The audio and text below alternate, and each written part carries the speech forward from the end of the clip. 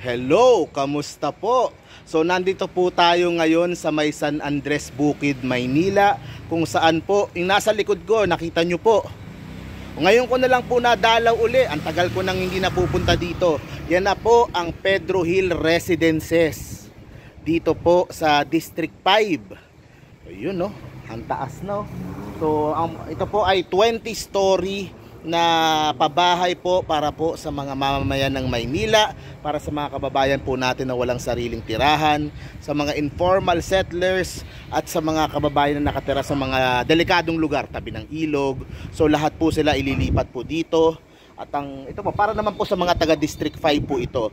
So nung mga nakaraang linggo, galing po tayo doon sa San Sebastian Residence, doon sa San Lazaro, o ngayon po dito naman po sa may Pedro Hill.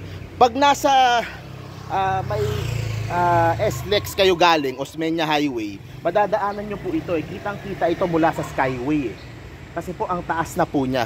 Sino pong mag-aakala na ito po ay isang public housing nagawa po ng gobyerno?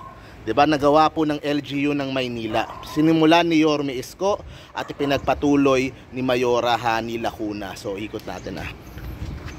So yan na po siya. O napakaganda po. Ikot po tayo sa may gilid banda. Okay. So yun po. So ito po, expected po ito siguro. Sana kung kakayanin within the year o baka by early next year, matapos na po at ma-turn over na po sa mga kababayan po natin dito po sa District 5 sa may San Andres Bukid. At sigurado po ay excited na din po sila kasi po katulad ng condominium, katulad ng binondominium, ay meron na po silang magagamit na sariling bahay. Yan, ito po, ikot po natin na. So yan po, full construction po, tuloy-tuloy lang po na ginagawa ito ng mga construction po dito. Siyempre po, pag natapos ito, dito na din po yung health center, mga barangay, mga facilities, mga lahat po ng kakailanganin po ng mga nakatira po dito. Talagang kompleto po. And siyempre 2 bedrooms po ito, para hindi naman po sila siksikan po sa loob. So nakita po natin doon sa condominium, sa binondominium, kung gaano po nabago yung pong kanilang buhay nung sila po ay nalipat po dito. At ngayon po, ito nga po, ang laki oh. So talagang sinigurado po ni Yorme Isko na bago po siya bumaba sa pagka-mayor, ay naikasa na po lahat at ipagpapatuloy na lang na ang sumunod sa kanya na si Mayora Hani Lacuna. So of course dito sa District 5, si Congressman Erwin Cheng, kasama po natin yan. Ayan o, taas o, ganda o. May construction sa loob. Yun po, sabi nga ni Yorme Isko, kung gagawa ka na rin lang, gandahan mo na, siguraduhin mo na na maayos. So dati po, ito isa po siyang health center.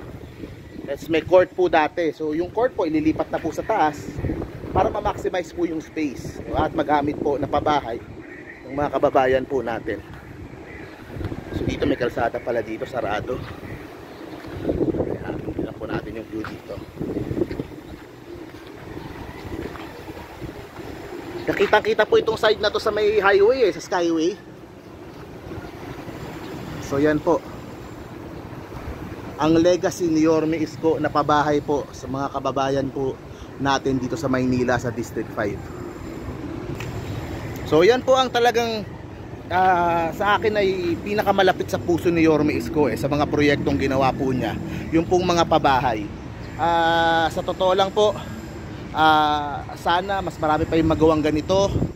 Kung pinalad sana tayo nung huling eleksyon, sigurado mas maraming ganito. Pero ganun pa man, hindi pa rin po tayo titigil. Talagang ipaglalaban po natin na sana in the future wala na po tayong kababayan na nakatira sa mga squatters area. Lahat po nandito na sa condominium, lahat po may sarili ng tirahan, kung saan po maliit lang, 2,000 lang kada buwan yung po kanilang deposito, tapos parang iniipon lang po yun. So ako po tuloy-tuloy lang po, excited na po ako kasi baka by next year sigurado lahat po ng mga proyekto na ito ay tapos na at magsisimula na po ang turnover sa mga benepisyaryo at sa mga pamilya. Sigurado po, ma-emotional na naman po yun. And it goes to show po kung gaano kaganda yung po mga proyektong nagagawa kapag nilalagay po ng gobyerno sa tama yung pong pondo. Diba? Hindi po ginagastos sa kung saan, ginagastos po sa mga bagay na talaga mapapakinabangan ng mga tao. So, yun po, ayan pa rin naman po ang mensahe po natin. Kaya po, hopefully, yung pong ginawa ni Yorme sa Maynila ay ma-apply po sa iba't ibang parte ng bansa. Tuloy-tuloy lang po yung coverage po natin. Yung pong mga schools, Manila Science patapos na, yung Rosauro patapos na, yung sa may Albert malapit na ding matapos, pinipinturahan na. Baka yun po yung mga unang matapos, hinahabol po siguro sa pasukan. Yung ospital ng Baseco, alam ko tapos na din yun. So hopefully po makasama tayo, ribbon cutting. Tuloy-tuloy lang po yung coverage po natin. Yorme Isko, Mayora Hani, Vice Yul at buong Asenso Manileño. See you po sa next video po natin. Stay safe parati guys. Pilipinas, God first. Thank you.